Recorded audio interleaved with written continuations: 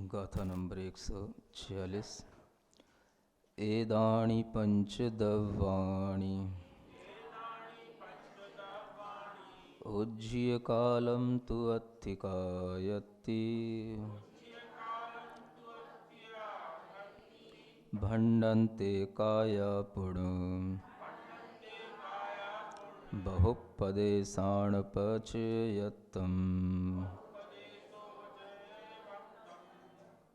पढ़ें एक बार। एदानि पंचदव्वाणि उज्ज्य कालं तु अत्थिकायति भण्डन्ते काया पुण्यं बहुपदेशाणपचयत्तम्। यह गाथा आचार्य अमृतचंद जी की जो टीका है उसमें नहीं है। आचार्य जयसेन महाराज और प्रभातचंद जी की टीका में यह गाथा उपलब्ध होती है। 6 द्रव्यों का वर्णन किया गया और उन्हीं द्रव्यों में एक काल द्रव्य का वर्णन कुछ विशेषता को लिए हुए रहता है। इस अपेक्षा से यह गाथा कही जाती है एदानि पंचदव्वाणि। यह जो 5 द्रव्य हैं उज्जीय कालम तु अत्थिकायति। 5 द्रव्य कैसे रह गए? काल को छोड़कर। उज्जीय माने छोड़कर।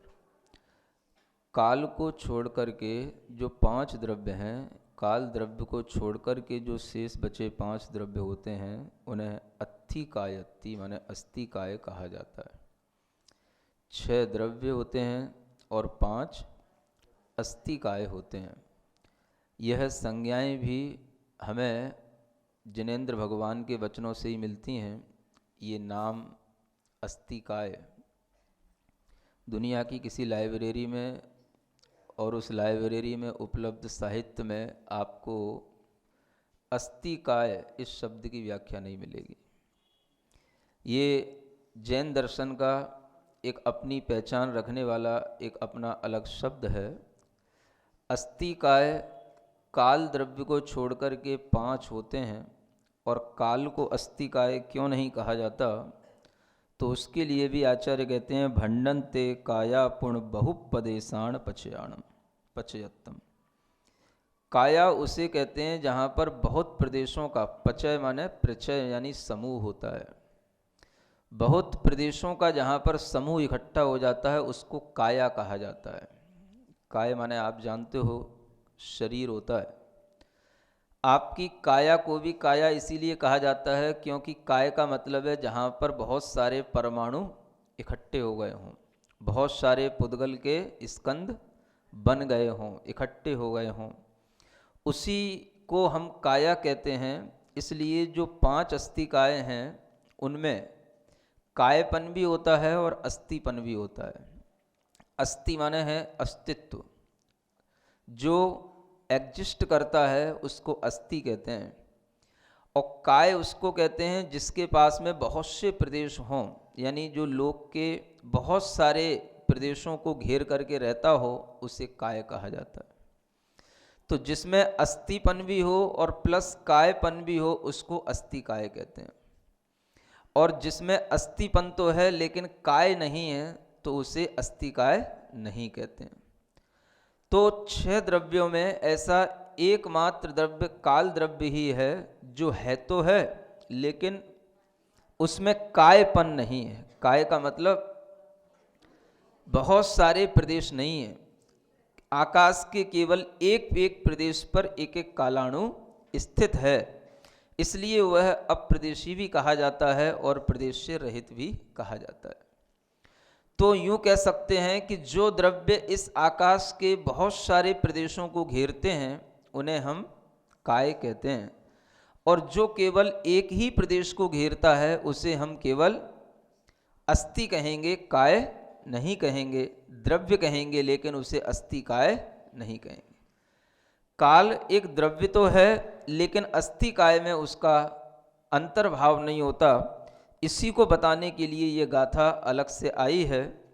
आचार्य जयसेन जी महाराज इस गाथा में ये भी बताते हैं कि ये जो 5 अस्थिकाय हैं, अब हम अस्थिकायों के नाम लेंगे तो उनको 5 अस्थिकायों के नाम जीवास्तिकाय कैसे लेंगे? जीवास्तिकाय। दूसरा अस्तिकाय पुद्गल अस्तिकाय। तीसरा अस्तिकाय धर्मास्तिकाय। चौथा अधर्मास्तिकाय। और पांचवा आकाश अस्तिकाय। ये 5 अस्तिकाय हो गए। समझ आ रहा है?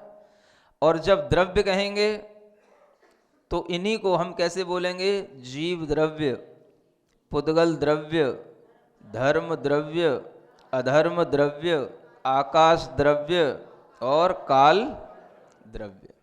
ठीक है, 6 द्रव्य हो गए, 5 अस्तिकाय हो गए। जब आप द्रव्य बोलें या अस्तिकाय बोलें तो जीव के बाद में पुद्गल बोलना, अजीव नहीं बोलना। क्या बोलेंगे? पुद्गल।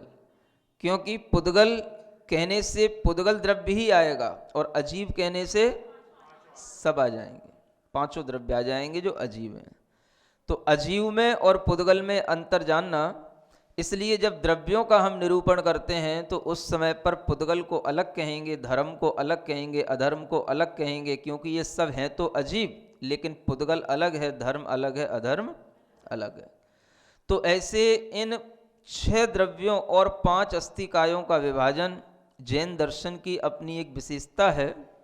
और आपको याद होगा कि भगवान महावीर स्वामी के समय पर जब इंद्रभूति गौतम गढ़धर की खोज की गई थी तो उनसे इंद्र ने यही प्रश्न पूछा था कि इस जगत में कितने द्रव्य हैं, कितने अस्तिकाय हैं। क्या समझ रहे हो? और इस प्रश्न का उत्तर वह इंद्रभूति दे नहीं पाए थे। तब वो भगवान के चरणों में आए, तब उन्हें इसकी जानकारी मिली। 6 द्रव्य होते हैं और 5 अस्तिकाय होते हैं। इससे आपको ये समझना है कि दुनिया में हर चीज़ की जानकारी हर जगह मिल जाएगी, लेकिन ये द्रव्य और अस्तिकायों की जानकारी आपको केवल जिनवाणी के माध्यम से ही मिलेगी। इस विश्व के अंदर अदृश्यमान द्रव्य भी हैं और दृश्यमान द्रव्य भी हैं, और वो इस विश्व में इस तरह से फैले हुए हैं, अपना कार्य कर रहे हैं। और उन सब की जानकारी जब हम लेते हैं तो हमारे अंदर एक ज्ञान ऐसा सूक्ष्म भी उत्पन्न हो जाता है कि जो सूक्ष्म द्रव्यों को देख तो नहीं पाता, लेकिन उस सूक्ष्म द्रव्य की श्रद्धा से जो ज्ञान उत्पन्न हो जाता है तो उस ज्ञान को भी सूक्ष्म ज्ञान कहा जाता है। क्या सुन रहे हो? जितने भी लोग हैं जो देखते हैं वही कहते हैं और वही सुनते हैं और वही बताते हैं, लेकिन यहां पर आपको जो दिखाई नहीं दे रहा है उसका भी ज्ञान दिया जा रहा है। आपसे कहा जाए कि आपका ज्ञान पहले तो बड़ा मोटा मोटा था, मोथरा था। मोथरा जानते हो? कभी चाकू हो, हंसिया हो, जब मोथरा हो जाता है तो वो कुछ ज़्यादा काम का नहीं आता है। तो मोथरा ज्ञान होता है तो मोटी मोटी चीज़ों पर ही, मोटी मोटी चीज़ों पर ही काम आता है। मोटी चीज़ों को तोड़ तो देगा लेकिन पतली चीज़ों को काट नहीं पाएगा, क्योंकि उसकी धार कैसी हो गई? मोथरी हो गई, मोटी हो गई। तो उसको क्या करना पड़ता है? क्या करना पड़ता है? उसकी धार को तेज करना पड़ता है। तो फिर क्या करना पड़ता है? ऐसे करना पड़ता है। समझ आया? एक पत्थर रखो नीचे, इधर से इधर, इधर से इधर, इधर से इधर, इधर से इधर, उस पर चोट लगाओ, सान पे चढ़ो। उस पे जब हम बार बार ऐसे पत्थर पे घिसते हुए इधर से इधर, इधर से इधर ऐसे चोट लगाते हैं तो क्या हो जाता है? वह थोड़ा सा तेज हो जाता है। तेज हो गया बोलते हैं ना। अब इसकी धार कैसी हो गई? तेज हो गई। सुन रहे हो? सुनते जा रहे हो? कहां से सुनना शुरू किया था? जब आपका ज्ञान कैसा था? मोटा है, मोटा था। ऊपर ऊपर की मोटी मोटी बातों को ही बस जानता था, है? मोथरी मोथरी चीजें ही बस ज्ञान में प्रवेश करती थी, है? और पैनी चीजें, सूक्ष्म चीजें ये तो ज्ञान में जाती ही नहीं थी। और अगर ज्ञान में पहुंचाने की कोशिश भी की जाती थी तो वो एकदम से फिक जाती थी। समझ आ रहा है? तो क्या किया गया? आपने अपने ज्ञान को चलाते रहे, चलाते रहे, सान पे चढ़ाते रहे, और धीरे धीरे आपके ज्ञान की धार भी मोथरे से पैनी हो गई है, तेज हो गई है। अब आप बहुत तेज हो गए हो। क्या समझ आ रहा है? ज्ञान आपका तेज हो गया है, और जिसका ज्ञान तेज हो जाता है उसी को कहते हैं कि भाई ये आदमी बहुत अब क्या हो गया, क्लेवर। हाँ, ज्ञानवान हो गया, निपुण हो गया, चतुर हो गया। ऐसी ही ज्ञान की जो परिणति, जिसके माध्यम से हम सूक्ष्म बातों को भी जानने लगें, सीखने लगें, तो वह ज्ञान भी हमारा सूक्ष्म कहलाने लग जाता है, ज्ञान भी हमारा तेज कहलाने लग जाता है, क्योंकि वह अब सूक्ष्म चीजों को पकड़ने लगा। पहले तो केवल दुनियादारी की ऊपर ऊपर की बातें ही उसके लिए दिमाग में आती थीं, लेकिन देखा गया कि यहाँ के लोग जो वास्तविकता है जिनवाणी की वहाँ से परिचित नहीं है, तो इनको कैसे जो है उस जिनवाणी से परिचित कराया जाए, कैसे जो है जिनवाणी भी इनके सामने रखी जाए और ये इस जिनवाणी के ज्ञान को सुन भी सकें। दोनों ही बातें हैं। जिनवाणी सामने रख भी दें और आप अपने ज्ञान से उसको ग्रहण न करें तो वो भी मुश्किल हो जाता है। एकदम से आपको जब कोई विषय समझ नहीं आता, कठिन लगता है, तो आप कहते हो कि मेरे ज्ञान की बात नहीं है, मैं तो जा रहा हूं। समझ आ रहा है? तो आपको पकड़ना भी पड़ता है, क्योंकि जब तक आपका ज्ञान इस जिनवाणी की शान पर नहीं चढ़ेगा तब तक वह ज्ञान कभी भी पैना पतला नहीं होगा। तो क्या करना? तो आपके ज्ञान को इस जिनवाणी की शान पे चढ़ाते चढ़ाते ही 4 महीने गुजर गए। समझ आ रहा है?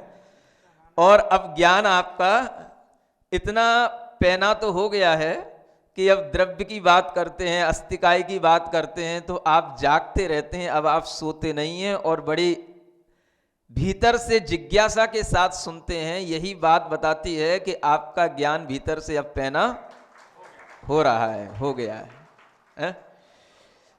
पैने ज्ञान में ही ये बातें घुसती हैं, समझ आती हैं। नहीं तो कौन बताता है अस्तिकाय क्या है, धर्म क्या है, अधर्म क्या है, द्रव्य क्या है, तत्व क्या है। समझ आ रहा है?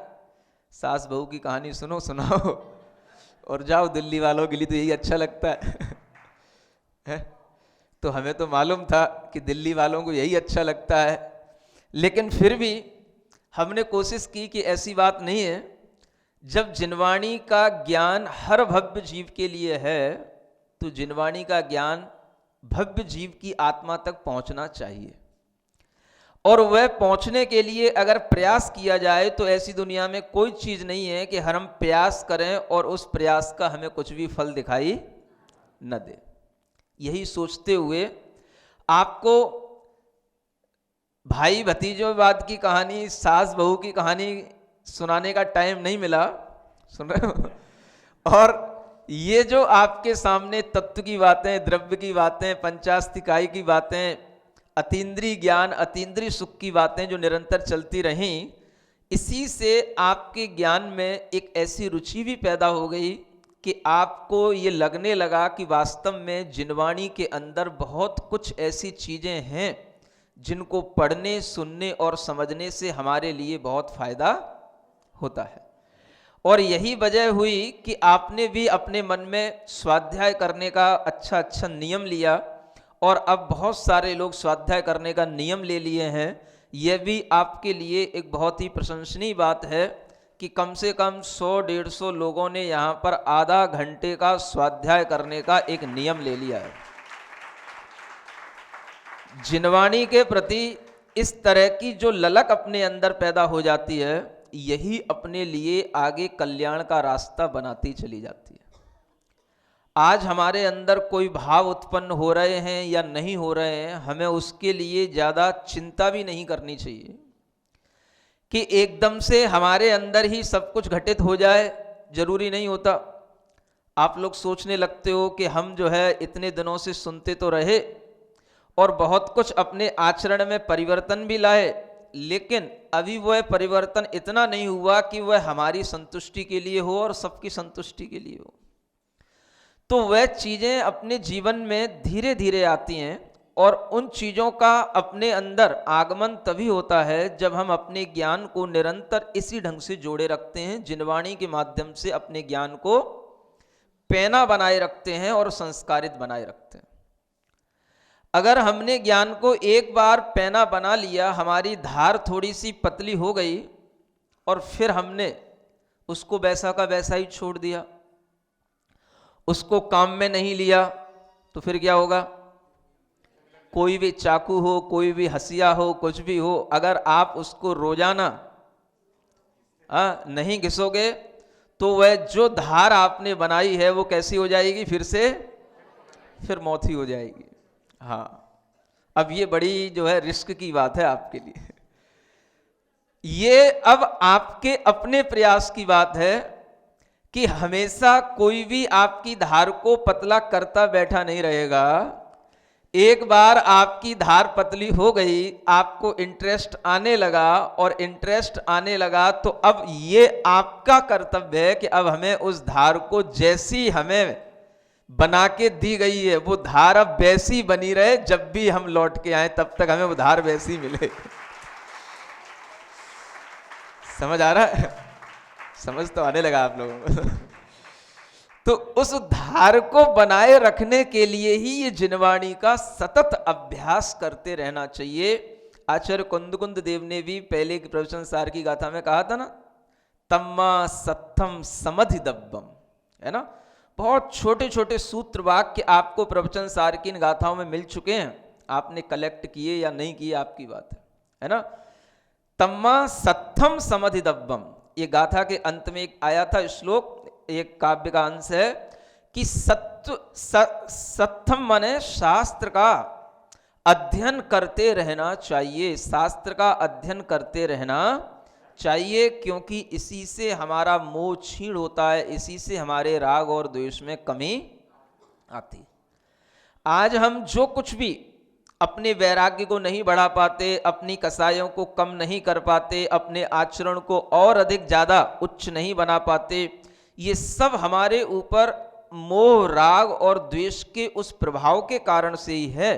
लेकिन अगर हम निरंतर जिनवाणी का ऐसा अभ्यास करते रहेंगे तो हमारे लिए ये राग द्वेष मोह की कमी होती चली जाएगी, और उसी कमी से हमारे आचरण, हमारे चारित्र की वृद्धि होगी, हमें वैराग्य की भी कभी ना कभी प्राप्ति होगी।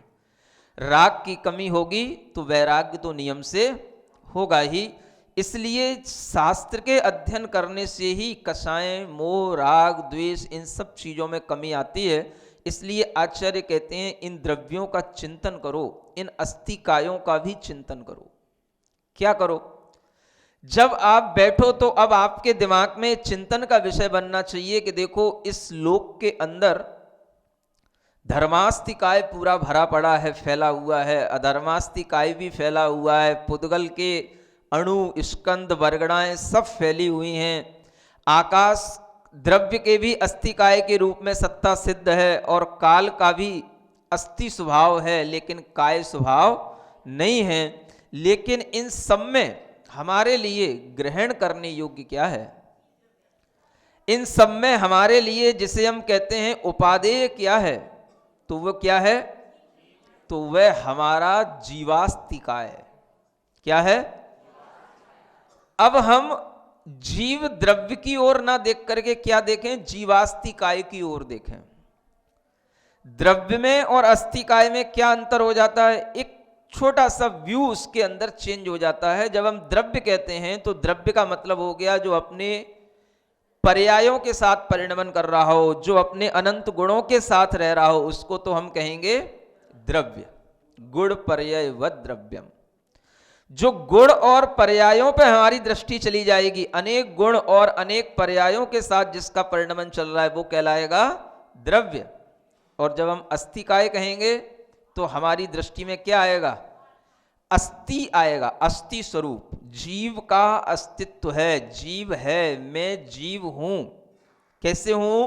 तो अस्थि स्वरूप हूं, और अस्थि के साथ साथ काय स्वरूप भी हूं, क्योंकि मेरे जीव के असंख्यात प्रदेश हैं, मैं एक प्रदेश वाला नहीं हूं। कितने प्रदेश वाला हूं?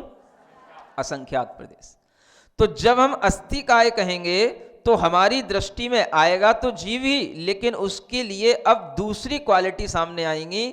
अस्थि काय के रूप में जब हम कहेंगे तो हमें उसका अस्तित्व आभासित होगा और उसके असंख्यात प्रदेशों पर हमारी दृष्टि जाएगी, तो हमें लगेगा कि जीव द्रव्य जो है वो असंख्यात प्रदेशों वाला है, ऐसा हमारा जीवास्तिकाय है। और यही जीवास्तिकाय इन 5 अस्तिकायों में हमारे लिए उपादेय है, ग्रहण योग्य है और दृष्टि में रखने योग्य है। बाकी तो सिर्फ सब कुछ जानने योग्य है, बाकी सब कुछ ज्ञेय है, जानने योग्य है। ये हमारे लिए क्या है? ग्रहण करने योग्य। तो अपने जीवास्तिकाय को जब आप अपना उपादेय मानेंगे तब आपकी दृष्टि में फिर एक चेंज आएगा, और जब आपकी दृष्टि में ऐसे ज्ञान के माध्यम से चेंज आने लगेंगे तो फिर आप जब कभी पंच परमेष्ठी की ओर देखेंगे तो उनमें भी आपको शुद्ध जीवास्तिकाय दिखाई देगा। किसकी ओर? पंच परमेष्ठी की ओर देखेंगे। हम अरहंत, सिद्ध, आचार्य, उपाध्याय और साधु, इनको भी यदि उपादेय मानते हैं तो इनको भी हम जीवास्तिकाय के रूप में उपादेय मानते हैं, शुद्ध जीवास्तिकाय के रूप में उपादेय मानते हैं, जिनका अस्थि स्वरूप तो है ही, काय स्वरूप तो है ही, लेकिन उसमें भी वह अस्थि और कायपना कैसा है? जो शुद्ध स्वरूप की ओर है और जो अपने शुद्ध आत्म द्रव्य की ओर अपने उपयोग की परिणति बनाए रखते हैं। ऐसे उस शुद्ध जीवास्तिकाय को ही हम उपादेय मान करके ग्रहण कर लेते हैं।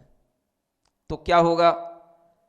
आप पंच परमेष्ठी में भी शुद्ध जीवास्तिकाय देखेंगे, आचार्य, उपाध्याय, साधु की परिणति में भी शुद्ध जीवास्तिकाय आपको दिखेगा, और अरिहंत और सिद्ध में भी शुद्ध जीवास्तिकाय दिखेगा। और सबसे शुद्ध जीवास्तिकाय अगर आपको दिखेगा तो वह केवल सिद्ध परमेष्ठी में ही दिखेगा। समझ आ रहा है? अस्तिकाय के माध्यम से आप सिद्धों का ध्यान कर सकते हो। ये अस्तिकाय को समझने का एक बहुत बड़ा प्रयोजन है। बार बार जब हमारे ज्ञान में एक ही धार बनने लग जाती है और एक ही चीज पर हमको पटक करके धार उसकी पैदा की जाती है, तो वह ज्ञान अपने आप जो है हमारे लिए जो ग्रहण करने योग्य उसको ग्रहण कर लेता है। बार बार आप इसका ध्यान, भावना, चिंतन के रूप में लाएंगे, शुद्ध जीवास्तिकाय हूं मैं। सिद्ध भगवान भी क्या हैं? शुद्ध जीवास्तिकाय हैं। तो जब आप शुद्ध जीवास्तिकाय के रूप में सिद्ध भगवान का स्मरण करेंगे तो आपको सिद्ध भगवान की स्मृति सही ढंग से आएगी। आप कहते हो कि सिद्ध भगवान का हम ध्यान लगा ही नहीं पाते, सिद्ध भगवान के बारे में क्या जाने, सिद्ध भगवान के बारे में हम क्या स्मरण करें, तो आप उनको शुद्ध जीवास्तिकाय के रूप में देखो। शुद्ध जीव है, अस्थि रूप है और असंख्यात प्रदेशों वाला वह शुद्ध जीव अस्थि के रूप में है। इसलिए ये शुद्ध जीवास्तिकाय हमारे लिए ध्यान करने योग्य है, और इन्हीं के जैसा जीवास्तिकाय मेरा है, इसलिए अपना भी स्व आत्मा भी शुद्ध जीवास्तिकाय के रूप में उपादेय हो जाता है। समझ आ रहा है?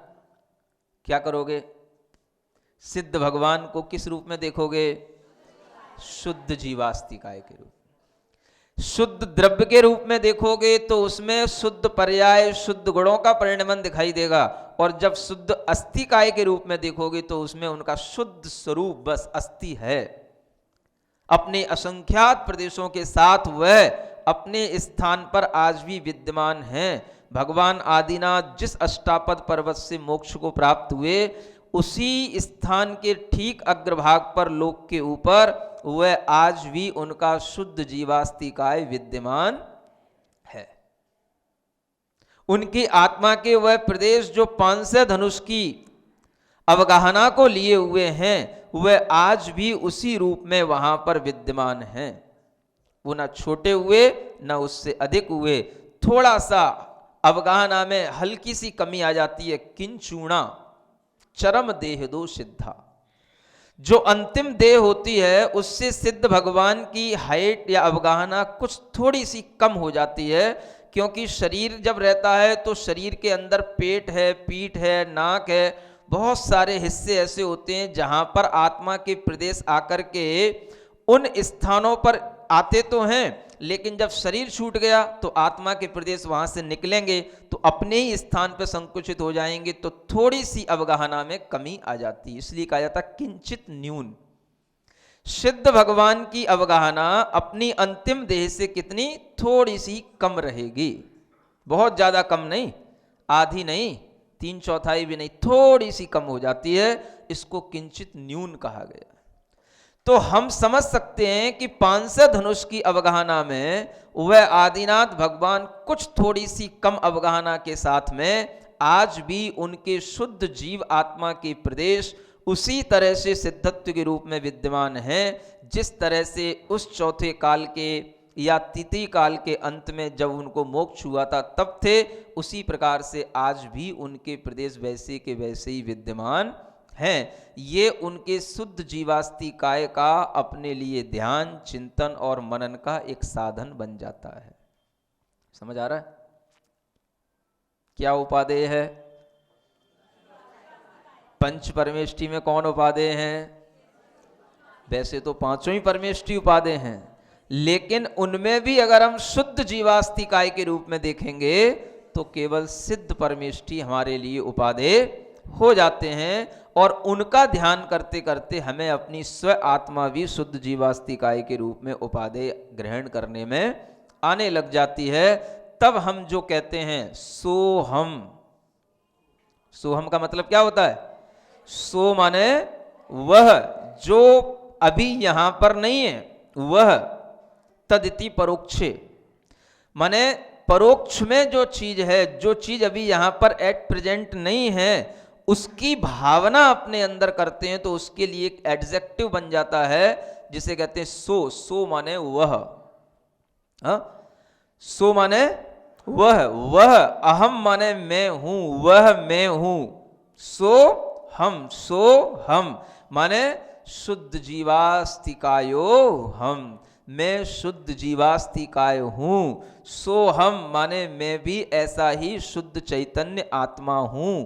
ये सोहम तभी होता है जब हमारे अंदर इस प्रकार का ज्ञान पैदा हो जाता है कि जब हम शुद्ध जीव द्रव्य के अस्तिकाय को समझ करके उसका ध्यान करने की भावना करने लग जाते हैं। तो ये आचार्य यहां पर इसलिए इस गाथा के माध्यम से अस्तिकाय का वर्णन किए हैं, और इसी के आगे एक और गाथा है जिसमें थोड़ा सा और अभी विस्तार किया जा रहा है। लोगा लोगे सुणभो धम्मा धम्मे ही आददो लोगो से पड़ुच्च कालो जीवा पुड़ पोगला से सा। पढ़ें एक बार। लोगा लोगे सुणवो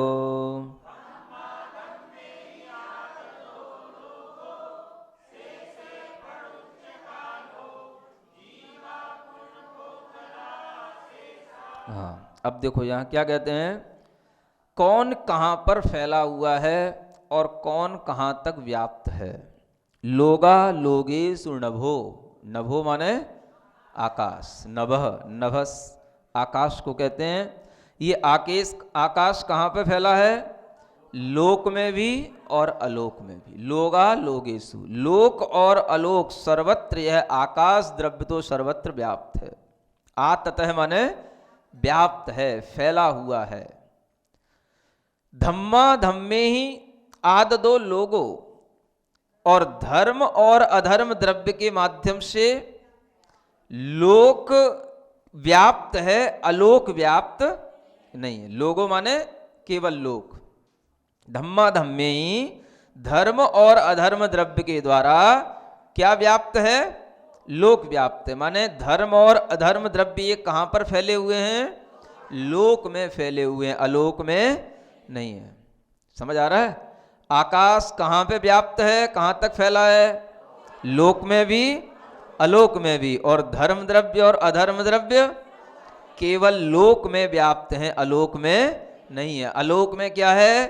केवल आकाश रह जाता है, और कोई भी द्रव्य 6 द्रव्यों में से आकाश के अलावा अलोक में नहीं होता है। शेषे पड़ुच्च कालो, शेष की प्रतीति करते हुए कालो जीवा पुण्य पोगला शेषा। ये काल है, जीव है, पुद्गल है, ये सब तो कहाँ है? पूरे लोक में हैं, लेकिन ये उस लोक के एक प्रदेश में भी रहते हैं और बहु प्रदेशों में भी रहते हैं। लोक के एक प्रदेश का मतलब यहां पर एक स्थान पर एक देश में भी रहते हैं और बहु देश में भी रहते हैं। काल है, काल तो केवल लोकाकाश के एक प्रदेश पर ही रहता है, कालाणु। वह अनेक प्रदेशों पर नहीं रह सकता। एक द्रव्य की अपेक्षा से कालाणु एक प्रदेश पर है, और अनेक द्रव्यों की अपेक्षा से देखेंगे तो वह कालाणु पूरे लोक में है। जीव के लिए कहेंगे तो एक जीव की अपेक्षा से जीव अपने असंख्यात प्रदेशों के साथ लोक के असंख्यातवें भाग में है, एक देश में है। और जब जैसे कल बताया था केवली समुद्घात होता है, तो उस समुद्घात की अपेक्षा से पूरे लोक में भी जीव फैल जाता है। इसी तरीके से पुद्गल द्रव्य है, तो वह पुद्गल द्रव्य भी वह अपने परिणमन को लिए हुए कभी एक परमाणु के साथ है, कभी 2, 10, 100 परमाणुओं के साथ है, संख्यात परमाणुओं के साथ है, कभी असंख्यात परमाणुओं के साथ है, और कभी अनंत परमाणुओं के साथ है। वह भी लोक के एक देश में रह सकता है और पूरे लोक में भी जा सकता है, फैल सकता है। ये जीव और पुद्गल सबके अंदर इस तरीके से पूरे लोक में रहना बन जाता है। ऐसा भी हो जाता है कि कोई अभी यहाँ रह रहा है, बाद में वहाँ रहता है, तो उसका पूरा का पूरा वह लोक उसके द्वारा स्पर्शित हो जाता है। इसको क्या बोलते हैं? स्पर्श हो जाना, पूरे लोक को स्पर्श कर लेना। जीव और पुद्गल हैं, ये पूरे लोक में स्पर्शित हो जाते हैं। पूरे लोक में हर जगह पर इनका अवस्थान हो चुका होता है, जा चुके होते हैं। समझ आ रहा है? जीव कैसे? जीव अपने कर्म के बंद करके कर्म के फल से हर जगह पर पहुंच जाता है। कोई भी ऐसा क्षेत्र, स्थान, स्पेस पॉइंट इस लोकाकाश के अंदर नहीं है जहां पर इस जीव ने जन्म ना लिया हो और इस जीव ने मरण ना किया हो। इसको बोलते हैं क्षेत्र परावर्तन। क्षेत्र परावर्तन मतलब कि इस जीव के द्वारा हर क्षेत्र स्पर्श हुआ है। पूरा जो लोकाकाश है, पूरा, चाहे वो त्रसनाड़ी के अंदर वाला हो चाहे बाहर वाला हो, नीचे नरकों से लेकर ऊपर मध्यलोक तक, और ऊपर ज्योतिर्लोक के पार स्वर्गलोक, वैमानिक लोक से लेकर सिद्ध भगवान के रहने के स्थान तक कोई भी ऐसा स्थान नहीं है जहां पर इस जीवात्मा ने जन्म न लिया हो और वहां पर मरण न किया हो। सुन रहे हो? ये मत समझना कि हम दिल्ली में हैं तो दिल्ली में ही रहेंगे, दिल्ली में ही जन्म लेंगे और दिल्ली में ही मरते रहेंगे। समझ आ रहा है? ऐसा कभी नहीं हुआ। हर व्यक्ति जाता है। समझ आ रहा है? और कैसे जाता है? अपने शरीर को भी छोड़ करके जाता है, अपने परिवार को भी छोड़ करके जाता है, अपने सगे संबंधी को छोड़ करके जाता है, और सब कुछ छोड़ करके जाता है। और जितना ज्यादा छोड़ के जाएगा उतना ही दूर जाएगा वो। क्या समझ आ रहा है? आपके जाने का कोई निश्चित स्थान नहीं है। समझ आ रहा है? और जब कोई थोड़ा सा एक कॉलोनी से दूसरी कॉलोनी जाता है तो आपके लिए सबरे गम भरे गाने याद आने लग जाते हैं। क्या समझ आ रहा है? अरे जाना तो सभी को है, ये तो सब जाना आना टेम्परेरी है। उस परमानेंट जाने को भी तो याद रखो कि जो आदमी चला जाता है तो फिर कहां कहोगे उससे कि आना बड़ी जल्दी, उससे कैसे कहोगे? जो जाने के स्वभाव वाला है तभी तो इस जीव ने हर जगह को स्पर्श कर रखा है। और ऐसा कोई क्षेत्र नहीं बचा जहां पर इस जीव ने अपना जन्म मरण न किया हो तो इससे स्पष्ट हो जाता है कि हर जीव का गमन हर जगह होता है। आप भले ही समझ के रखो कि हम यहाँ रह रहे हैं तो यहीं पे रहेंगे, लेकिन यहाँ पर आप कुछ समय के लिए हैं, कोई भी यहाँ पर परमानेंट रहने वाला नहीं है, ये भी तो जानो। हाँ, आप कहते हो हमारी मजबूरी है कि हम आपके पास नहीं आ सकते हैं, आप आ जाना मेरे पास में। बड़ी अच्छी बात है? आपकी क्या मजबूरी है? अब यही मजबूरी है महाराज, हमने तो अपना एक जगह घर बना लिया है, अब हमें तो लौट लौट के अपने घर में आना पड़ता है, इसलिए हम आपके पास नहीं जा सकते हैं। लेकिन आप तो कोई मजबूर हो ही नहीं हो, आपका तो कोई घर है ही नहीं है, तो आप लौट लौट के आ जाना हमारे पास। ये देखो उल्टी कहानी चलने लगी है? ये क्या है? मोह के कारण से हाँ ऐसी उल्टी कहानी बनने लग जाती है। जबकि उसी मोह को हटा करके अगर हम सोचें, वास्तविकता में सोचें, तो समझो मजबूर कौन है? मजबूर किसको होना चाहिए? मुनि महाराज तो एक बार जहां से निकल जाते हैं, बाद में आए न आए, समझ आ रहा है? क्योंकि उनके लिए तो आगे बहुत क्षेत्र है, उनका तो कोई अपना एक ठिकाना है ही नहीं है। लेकिन आपके लिए तो एक ही ठिकाना है, कहीं भी घूम आ जाओ, कहीं भी दूर चले जाओ, और जाने के बाद में फिर अपने घोंसले में आ जाओ। है? 4-4 गाड़ियां हैं, एक घर है, और उसमें भी हम जो है घूमने के लिए सब व्यवस्थाएं बनाए रखे हैं। फिर भी महाराज के पास जाने के लिए मजबूरी आ जाती है, और शॉपिंग करने जाने के लिए, मॉल पे जाने के लिए मजबूरी नहीं आती। क्या सुन रहे हो? है? आप विचार करो, कभी कभी हम जो है भक्ति भाव में वास्तविकता को समझ नहीं पाते हैं, है ना? तो ये हमारी मजबूरी नहीं होनी चाहिए, हमें ये ध्यान में रखना चाहिए कि ये तो हर जीव का परिणमन ऐसा हो चुका है कि हर जीव ने हर क्षेत्र को स्पर्श किया है। समझ आ रहा है? अनादि काल में ऐसा कोई स्थान नहीं बचा जहां पर ये जीव नहीं गया हो, और आप जो है एक ही जगह पर रहने की ठान रखे हो। जीना यहां, ठीक है ना?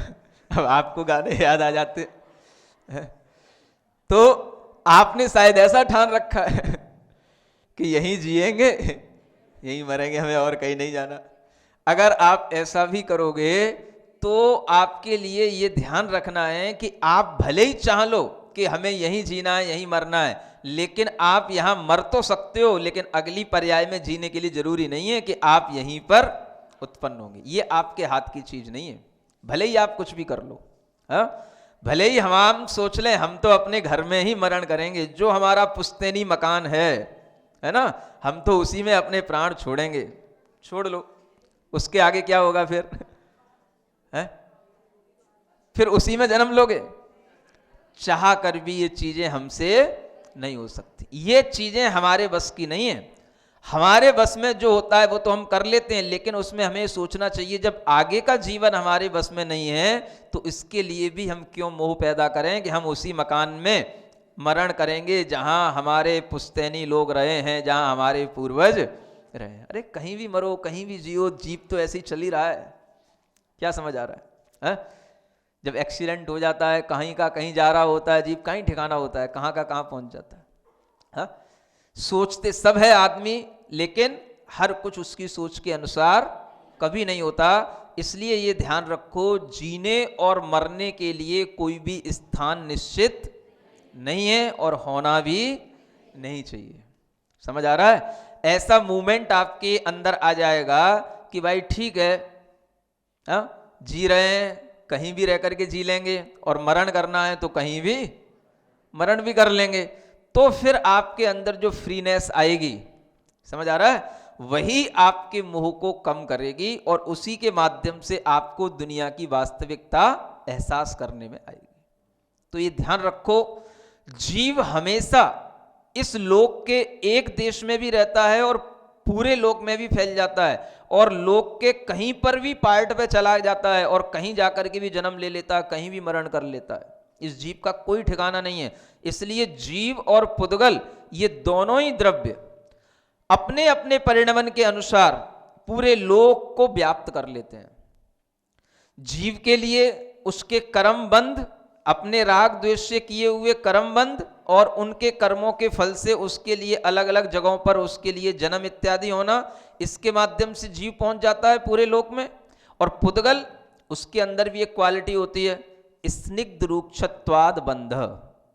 आचार्य क्या कहते हैं, पुद्गलों में भी स्निग्ध और रुक्ष गुण होते हैं, जिसके कारण से वो पुद्गल आपस में बंध जाते हैं और बंध करके किसी ना किसी रूप में कहीं ना कहीं जाकर के पहुंच जाते हैं। जो पुद्गल के परमाणु आज यहां बंधे दिख रहे हैं, कभी ये बिखर जाते हैं, किन्हीं दूसरे पुद्गलों से जुड़ जाते हैं परमाणुओं से, और फिर वहां जाकर के बंध जाते हैं, वहां पर भी टूट जाते हैं, फिर कहीं जाकर के बंध जाते हैं। ऐसे ही पुद्गलों का भी खेल चलता रहता है।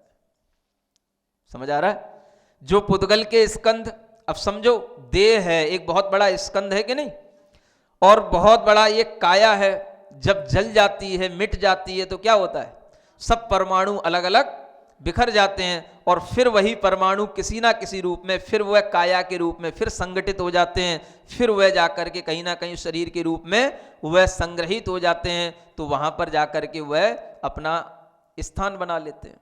उनकी गति यहां से कहीं दूसरी ओर हो गई, कहीं दूसरी जगह चले गए।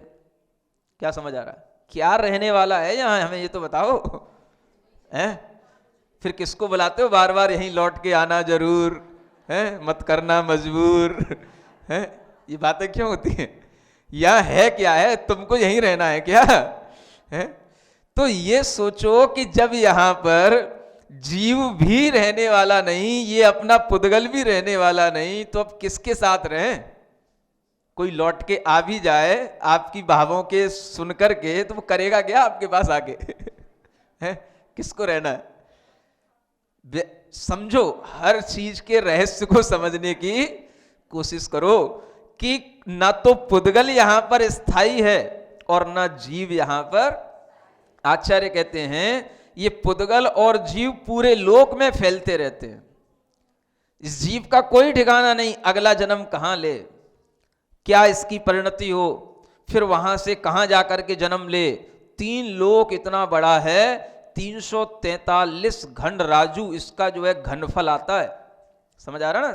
7 × 7 × 7, ये इसकी लंबाई चौड़ाई ऊंचाई सब जो है इसकी जब मल्टीपल की जाती है तो 343 घन राजू प्रमाण इसका घनफल आता है।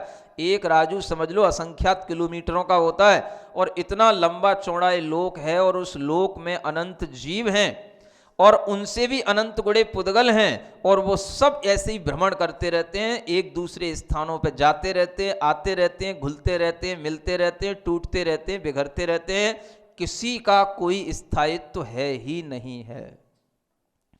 क्या सुन रहे हो?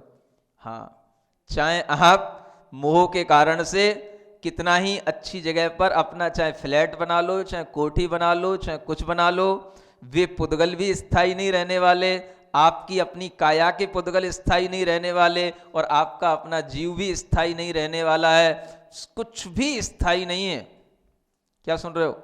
और फिर भी ऐसा लगता है कि सब कुछ स्थायी ही है।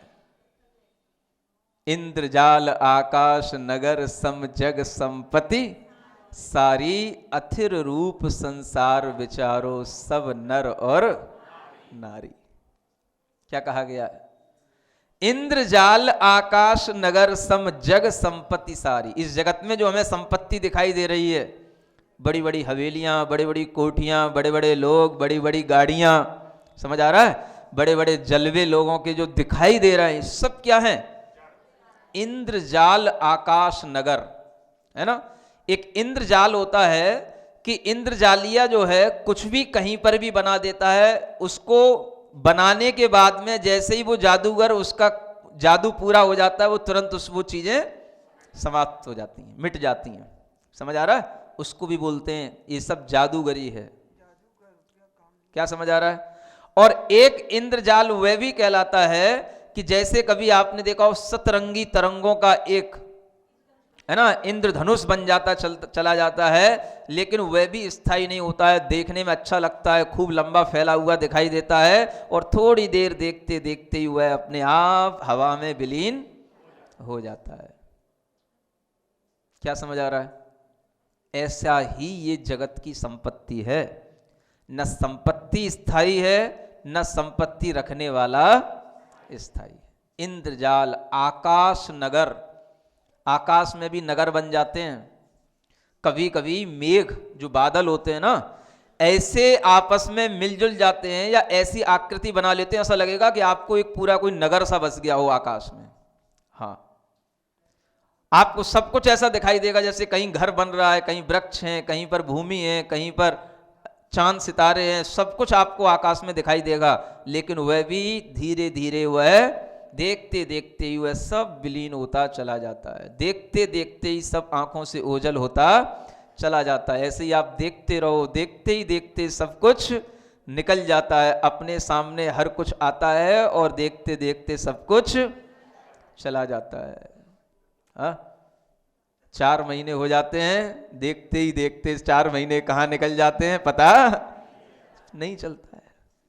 समझ आ रहा है? देखते ही देखते बेटा छोटे से कितना बड़ा हो जाता है। देखते ही देखते जो है अपन कहाँ के कहाँ पहुंच जाते हैं। सब कुछ देखते ही देखते हो चला जाता है। देखते ही देखते हमें लगता है अरे ये पड़ोसी कल तक तो अच्छा जी रहा था, आज पता पड़ा उसका हार्ट अटैक हो गया। देखते ही देखते वह चला गया। देखते ही देखते सीलिंग हो जाती है। नहीं जहां आज अच्छा काम चल रहा था, गोदाम चल रहा था, वहां पे सीलिंग हो जाती। क्या करोगे? देखते ही देखते सब कुछ हो जाता। इंद्रजाल आकाश नगर सम, जग संपत्ति सारी अथिर रूप। अथिर माने स्थिर नहीं है, सब कुछ अस्थिर है, अस्थिर है। जगत में कुछ भी स्थिर नहीं है। Nothing is permanent in this world. समझ आ रहा? नथिंग, कुछ भी नहीं, न जीव न पुद्गल।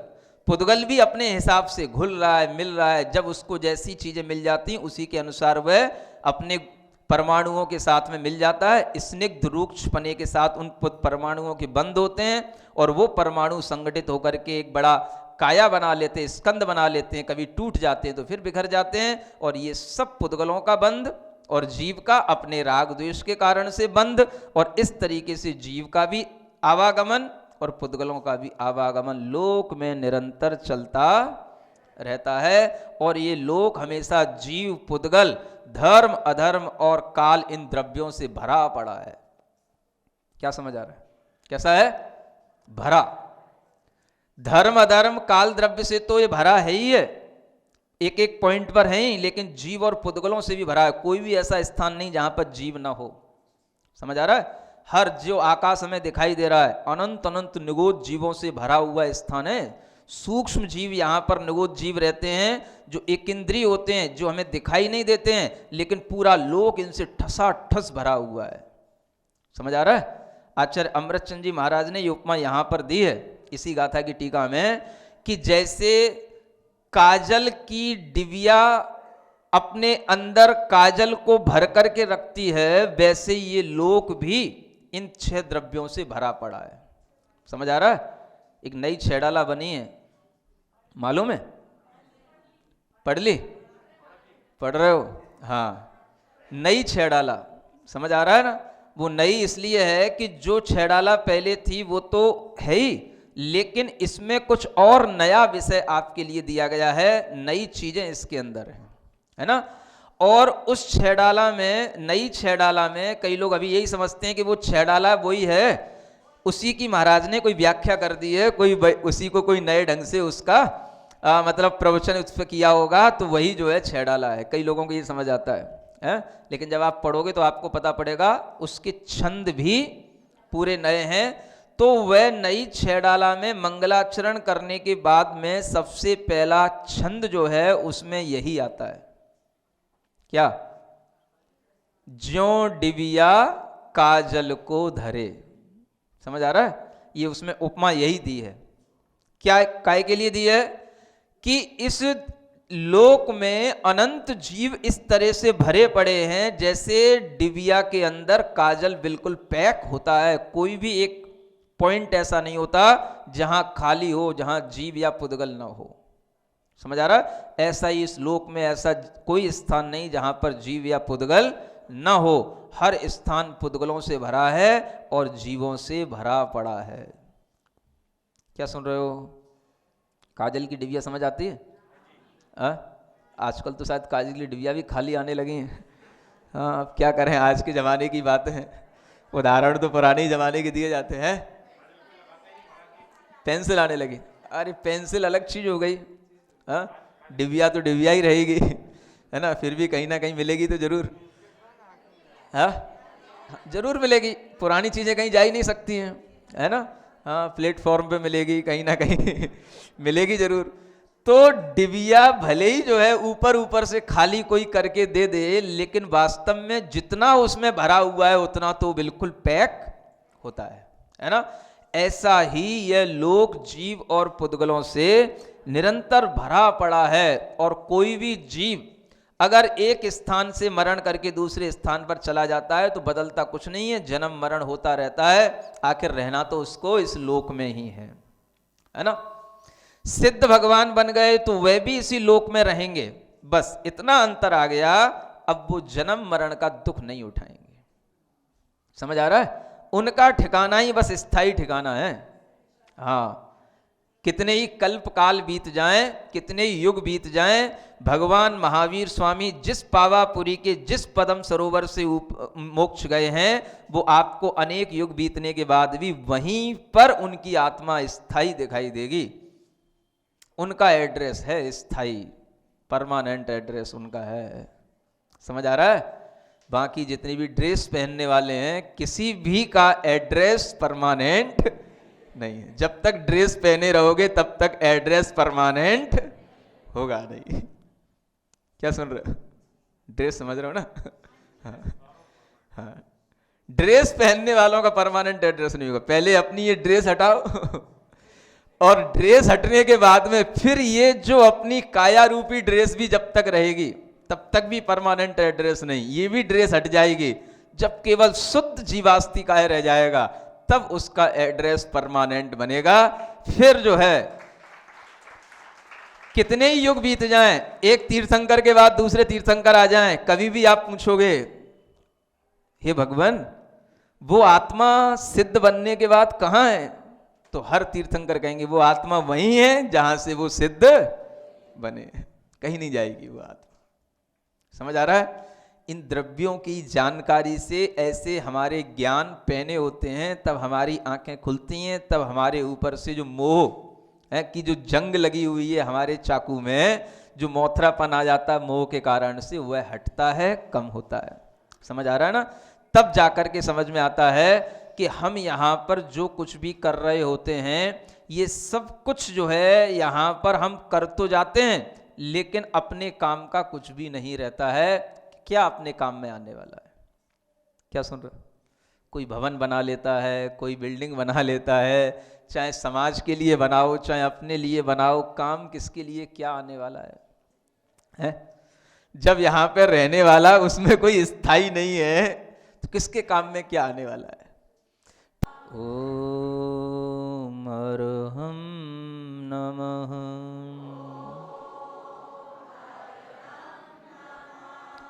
ओम अरहम नमः।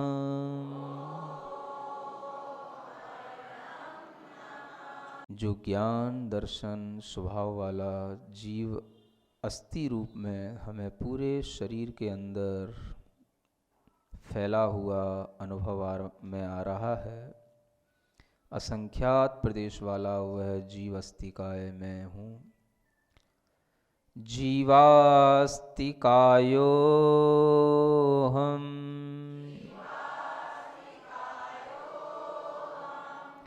जीवास्तिकायो हम,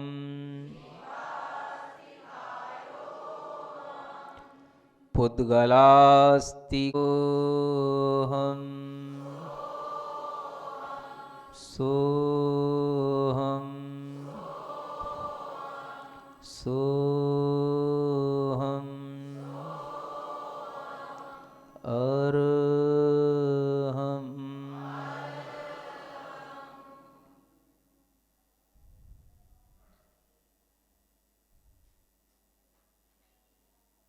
अपनी हथेली आँखों पर रखें।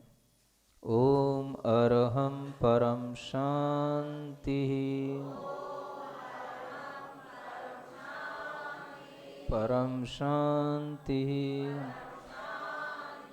परम शांति।